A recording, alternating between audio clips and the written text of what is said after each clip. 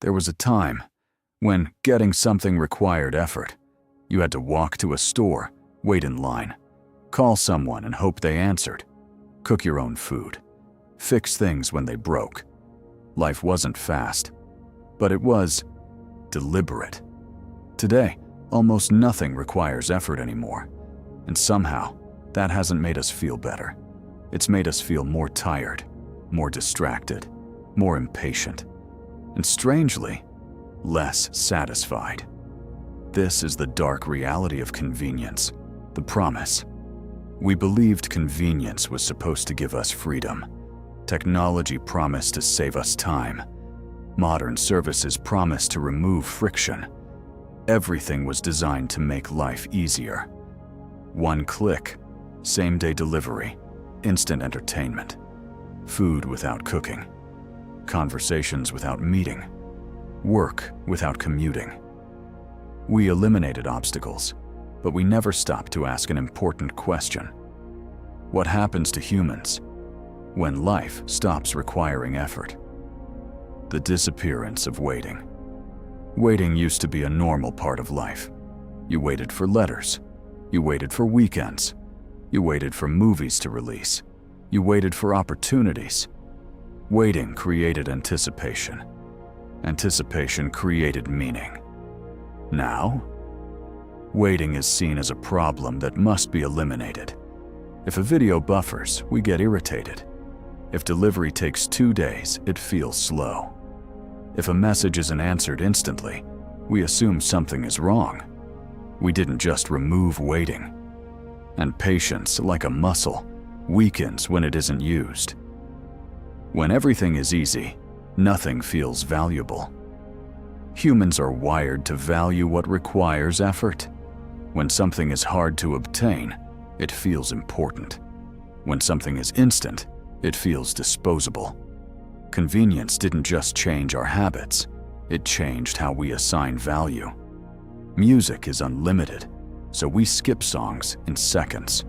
Shows are endless, so we rarely remember them. Products arrive instantly, so we replace instead of repair. We are surrounded by more, but appreciating less, because effort is what once gave experiences weight. The hidden cost.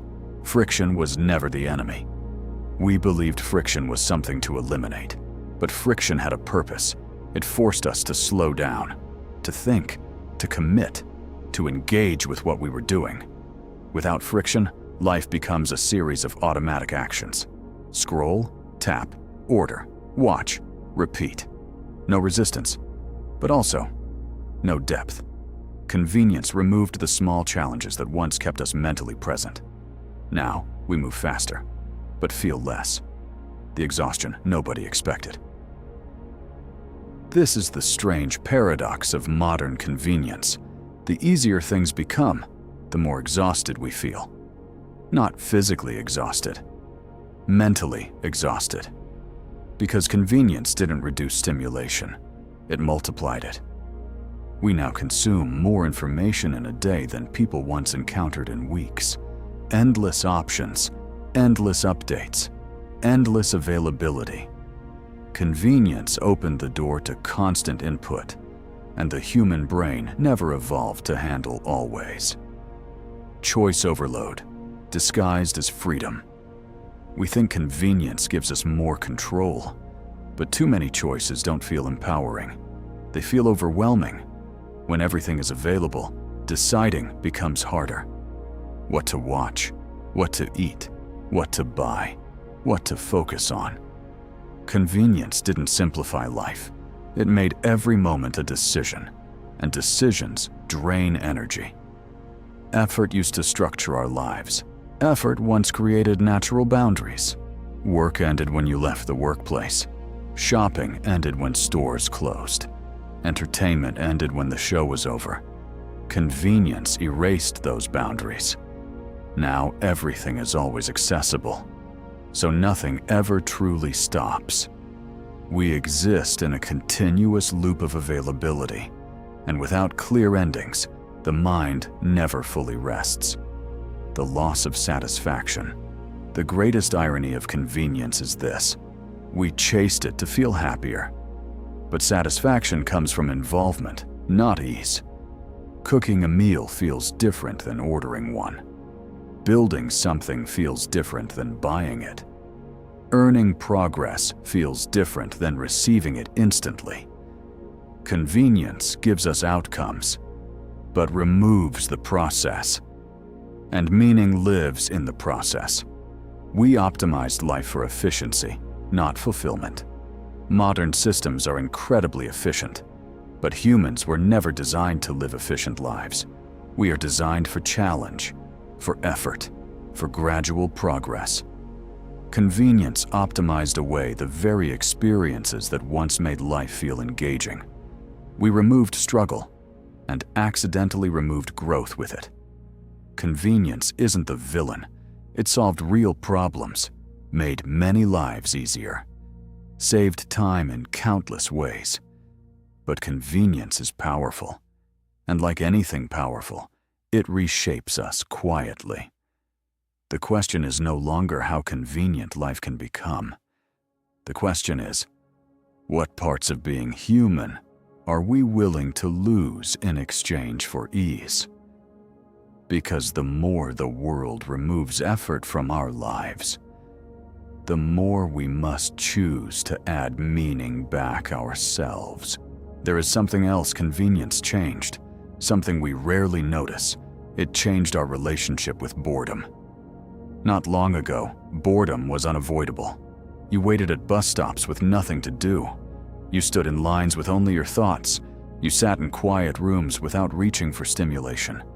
Boredom wasn't pleasant, but it was important, because boredom is where reflection begins. It is where ideas form, where memories settle, where the mind learns to exist without constant input. Now, boredom lasts seconds. The moment it introduces itself, we eliminate it. We check our phones. We open another tab. We play something in the background. Convenience didn't remove boredom. It made us afraid of it. And in doing so, we may have removed one of the last spaces where we were truly alone with ourselves. Convenience is always marketed the same way. This will save you time. But saved time is a strange thing, because most of us don't feel like we have more of it. We cook less, yet feel busier.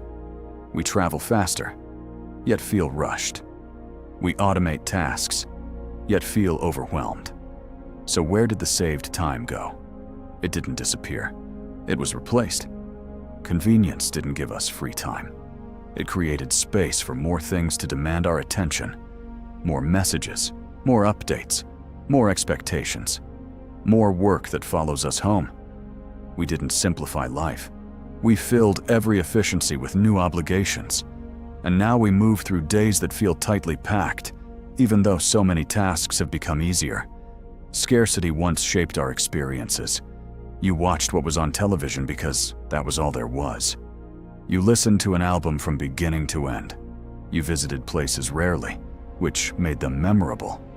Now everything is available all the time.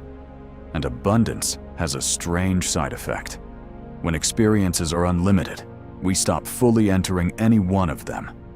We half watch, half listen, half pay attention. Convenience gave us access to everything. But depth requires limitation. Without limits, moments blur together. Days feel interchangeable, and memories become harder to hold on to.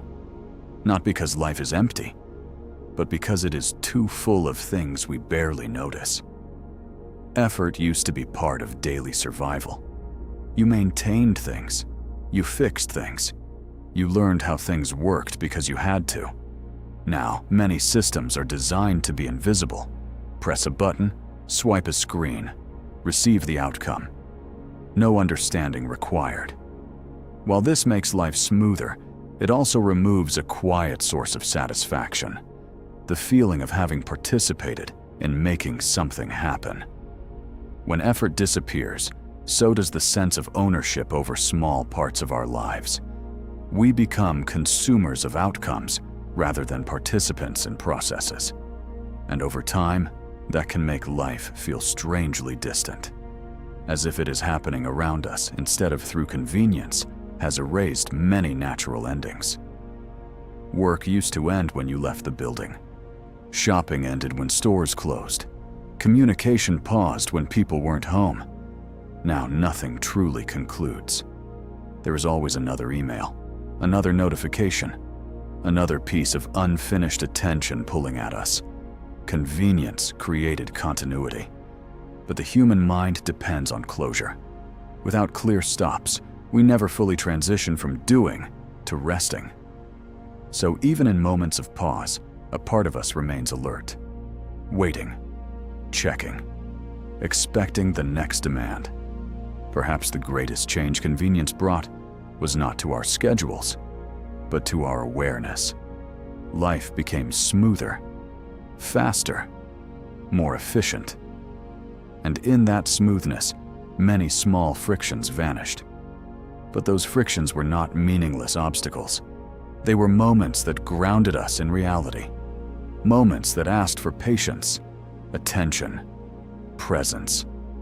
Without them, days can feel like they pass effortlessly and are forgotten just as easily.